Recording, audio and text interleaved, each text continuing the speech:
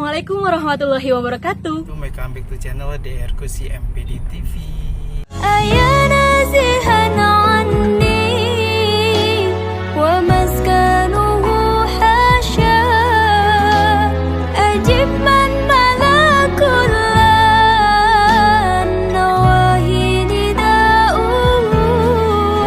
Seperti biasanya, yakni saya mengajar di kampus.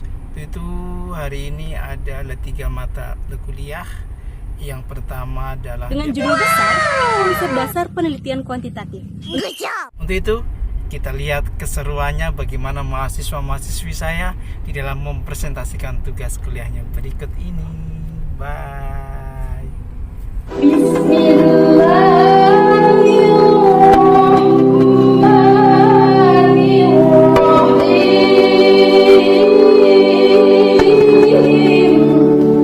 Curahkanlah di hati kami asmamu, ya Rahman, ya Rahim, agar anak-anak, para mahasiswa kami, wabil khusus ya Allah, mahasiswa STAI Sultan Syarif Hasim Siak, para wisudawan-wisudawati hari ini ya Rabbal Alamin, mendapatkan rasa kasih dan sayangmu selalu ya Rabbal Alamin.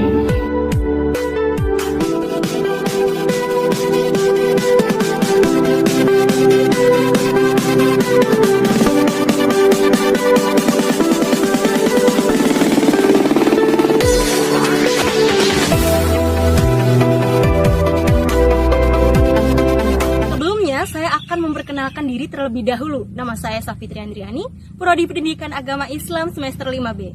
Di sini saya akan mempresentasikan suatu materi yang berjudul Pengantar Metodologi Penelitian Kuantitatif dengan judul besar Konsep Dasar Penelitian Kuantitatif. Untuk menyimak materi lebih lanjut, simak video berikut. Baik, kita masuk ke pembahasan yang pertama, yaitu pengertian penelitian kuantitatif. Penelitian kuantitatif adalah penelitian ilmiah yang sistematis terhadap bagian-bagian fenomena serta kausalitas hubungan-hubungannya. Tujuan penelitian kuantitatif adalah mengembangkan dan menggunakan model-model matematis, teori-teori, dan hipotesis yang berkaitan dengan suatu fenomena. Lalu kita masuk ke pembahasan yang kedua, yaitu ciri-ciri penelitian kuantitatif.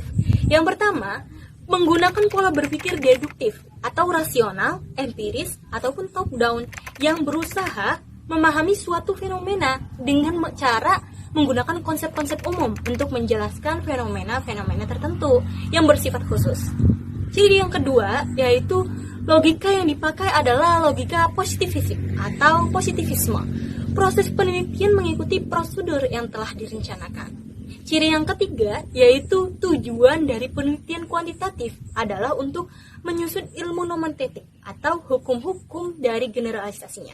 Yang keempat, subjek yang diteliti, data yang dikumpulkan, dan sumber data yang dibutuhkan, serta alat pengumpulan data yang dipakai sesuai dengan apa yang telah direncanakan sebelumnya.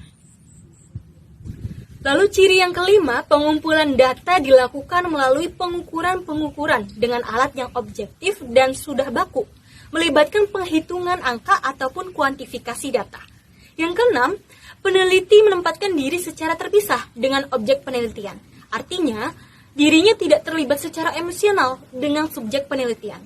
Yang ketujuh, analisis data dilakukan setelah semua data terkumpul. Yang kedelapan, dalam analisis data, peneliti dituntut untuk memahami teknik-teknik statistik.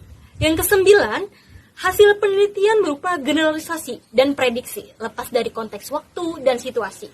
Yang kesepuluh, peneliti kuantitatif disebut juga penelitian ilmiah. A few moments later. Kita masuk pembahasan yang ketiga, yaitu kelebihan dan kekurangan penelitian kuantitatif. Dari segi kelebihan, bisa digunakan untuk meramal atau menduga. Hasil analisis bisa didapatkan dengan akurat. Bisa dipakai untuk menghitung interaksi, hubungan dua atau lebih variabel. Bisa menyederhanakan permasalahan yang kompleks dalam sebuah model. Dari segi kekurangan, berdasarkan pada asumsi.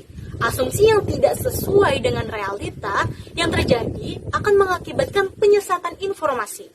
Data harus berdistribusi, normal, dan hanya bisa dipakai untuk menganalisis data yang populasi dan sampel yang sama. Apabila jumlah sampel sedikit, sekitar 30, maka tidak dapat digunakan untuk menganalisis. Kita masuk pembahasan yang keempat, yaitu macam-macam penelitian kuantitatif. Di antaranya ada korelasi. Metode korelasional merupakan salah satu dari macam-macam metode penelitian kuantitatif yang digunakan dalam evaluasi, terutama untuk mendeteksi sejauh mana variasi pada suatu faktor berkaitan dengan variasi pada satu atau lebih faktor lain berdasarkan koefisien korelasi. Lalu ada deskriptif. Metode deskriptif merupakan salah satu macam-macam metode penelitian kuantitatif dengan suatu rumusan masalah yang memadu penelitian untuk mengeksplorasi atau memotret situasi sosial yang akan diteliti secara menyeluruh, luas, dan mendalam. Ada metode komparatif. Macam-macam metode penelitian kuantitatif seperti yang komparatif berfungsi membandingkan dua perlakuan atau lebih dari suatu variabel atau beberapa variabel sekaligus. Tujuan macam-macam metode penelitian kuantitatif seperti komparatif ini untuk melihat perbedaan dua atau lebih situasi, peristiwa, kegiatan, atau program. Lalu ada metode eksperimen. Metode penelitian eksperimen merupakan salah satu dari macam-macam metode penelitian kuantitatif. Selanjutnya ada metode survei. Metode survei digunakan dalam evaluasi untuk membuat pencederaan secara sistematis, faktual, dan akurat terhadap fakta-fakta serta sifat-sifat populasi atau daerah tertentu. Survei digunakan untuk memperoleh atau mengumpulkan data, informasi tentang populasi yang benar. Lalu ada metode inferensial. Inferensial merupakan salah satu macam-macam metode penelitian kuantitatif yang melakukan analisis hubungan antara variabel dengan pengujian hipotesis. Maka, kesimpulan penelitian jauh melampaui sajian data yang kuantitatif saja. Lalu kita masuk ke pembahasan yang terakhir, yaitu penggunaan metode kuantitatif.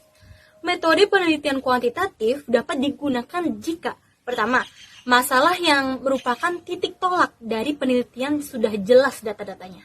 Yang kedua, peneliti ingin mendapatkan informasi yang luas dari suatu populasi, tetapi tidak mendalam. Bila populasi terlalu luas, maka peneliti dapat menggunakan sampel yang diambil dari populasi. Lalu yang ketiga, ingin diketahui pengaruh perlakuan treatment tertentu terhadap yang lain. Hal ini cocok jika menggunakan metode eksperimen yang merupakan bagian dari metode kualitatif. Misalnya, ingin meneliti pengaruh jamu tertentu terhadap derajat kesehatan. Mungkin sekian materi dari saya, semoga bermanfaat dan next time kita bertemu kembali. Wassalamualaikum warahmatullahi wabarakatuh.